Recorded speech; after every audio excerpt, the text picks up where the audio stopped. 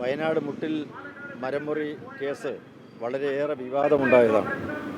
അതിൻ്റെ തുടക്കം മുതൽ തന്നെ ഒട്ടേറെ കള്ളക്കളികളും ചരടുവലികളും നടന്നിട്ടുണ്ട് എന്നുള്ളത് വളരെ വ്യക്തമാണ്. ഞാൻ തന്നെ വിജിലൻസ് കോടതിയിൽ ഒരു പരാതിയുമായി സമീപിച്ചതാണ്. ആ സംഭവ സ്ഥലത്ത് നേരിൽ പോയി കാണുകയും അത് എൻ്റെ വിവിധങ്ങളായിട്ടുള്ള വശങ്ങൾ പഠിക്കുകയും ഒക്കെ ചെയ്തതിൽ നിന്നും അന്ന് മുതൽ തന്നെ ഈ ആരോപണമുണ്ട്. ഇതിൽ പല കള്ളക്കളികൾ നടക്കുന്നുണ്ട്. പല രേഖകളും കൃത്രിമമായി ചമച്ചുണ്ടാക്കി കുറ്റവാളികളെ രക്ഷപ്പെടുത്താൻ വേണ്ടിയിട്ട് ശ്രമങ്ങൾ നടക്കുന്നുണ്ട്. പക്ഷേ അന്നൊന്നും ഇത് സർക്കാർ ചെവിക്കൊണ്ടില്ല. സർക്കാർ ഈ കള്ളത്തരം കാണിക്കുന്ന കൃത്രിമ രേഖകൾ ഉണ്ടാക്കുന്ന ആളുകളോടൊപ്പമാണ് നിന്നത്. അതുകൊണ്ടാണ് ഈ കേസ് എങ്ങും എത്താതെ ഇപ്പോൾ നിൽക്കുന്നത്. നമ്മെ സംബന്ധിച്ചിടത്തോളം മുട്ടിൽ മരമുറി കേസ് എന്ന് പറയുന്നത് ചില ആളുകൾ കൽപ്പിച്ച് കരുതിക്കൂട്ടി മരം മുറിച്ച് വെട്ടി കോടിക്കണക്കിന് രൂപ സമ്പാദിച്ച വൻ തട്ടിപ്പിൻ്റെ കഥകളാണ്. ഈ തട്ടിപ്പ് പുറത്തു വരണം. അതിന് ഈ തട്ടിപ്പ് നടത്തിയവരെ സഹായിക്കുന്ന നിലപാട് സ്വീകരിക്കുന്ന സർക്കാർ ഉദ്യോഗസ്ഥന്മാർക്കെതിരെ നടപടി സ്വീകരിക്കണം. അവർക്ക് നിയമപരമായ പരിരക്ഷ കൊടുക്കാൻ പാടില്ല.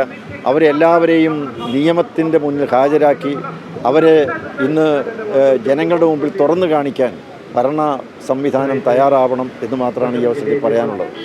ഇവിടെ ഇപ്പോൾ തന്നെ സ്പെഷ്യൽ പബ്ലിക് പ്രോസിക്യൂട്ടറായിട്ടിരുന്ന അദ്ദേഹം വളരെ വ്യക്തമായിട്ട് ഈ കാര്യങ്ങൾ തുറന്നു പറഞ്ഞു. ഇനിയും ഒട്ടേറെ കാര്യങ്ങൾ തുറന്നു പറയാനുണ്ട്. മുട്ടിൽ മരമുറി കേസ് എന്ന് പറയുന്നത് ഒരു ടിപ്പ് ഓഫ് ദി ഐസ്ബർഗാണ്. ഒരു മഞ്ഞ് മലയുടെ അറ്റം മാത്രമാണ്. ഇനിയും ഇതിൻ്റെ ഉള്ളിലേക്ക് കടന്നു പോകാനുണ്ട്. ഒട്ടേറെ മരമുറി കേസുകൾ പുറത്തു വരാനുണ്ട്. അതുകൊണ്ട് ഇത് ഒരു തുറക്കൽ മാത്രമാണ്. ഉള്ളറ രഹസ്യങ്ങൾ, ഉള്ളുകള്ളികൾ എല്ലാം ഇനിയും പുറത്തു വരാനിരിക്കുന്നതേ ഉള്ളൂ. പല ഉദ്യോഗസ്ഥന്മാരും വളരെ വെട്ടിത്തുറന്ന് സത്യസന്ധമായി കാര്യങ്ങൾ പറയാൻ ഈ അവസരത്തിലെങ്കിലും തയ്യാറാകണം എന്നാണ് എനിക്ക് പറയാനുള്ളത്.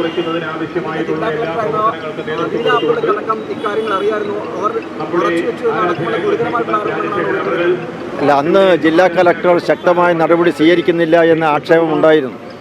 എന്തുകൊണ്ടാണ് അന്ന് ശക്തമായ നടപടി സ്വീകരിക്കാതിരുന്നത് എന്ന് ഉള്ള ചോദ്യത്തിന് ഉത്തരം നൽകിയിരുന്നില്ല. ഇതൊരു കലക്ടറുടെ മാത്രം പ്രശ്നമല്ല. ഇവിടുത്തെ ഭരണനിർവഹണം നടത്തുന്ന ഉന്നതരായിട്ടുള്ള ഉദ്യോഗസ്ഥ വൃന്ദം ഈ കാര്യത്തിൽ കുറ്റകരമായ അനാസ്ഥ കാണിച്ചിട്ടുണ്ട്. നീതി നിർവഹണം നടത്തുന്നതിൽ അവർ പക്ഷപാതപരമായി പ്രവർത്തിച്ചിട്ടുണ്ട്. പലരെയും രക്ഷപ്പെടുത്താൻ വേണ്ടിയുള്ള ശ്രമം നടത്തിയിട്ടുണ്ട്.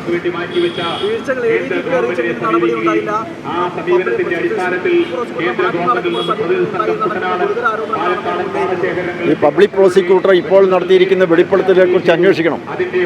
കേരള ഗവൺമെൻറ് അന്വേഷിക്കണം.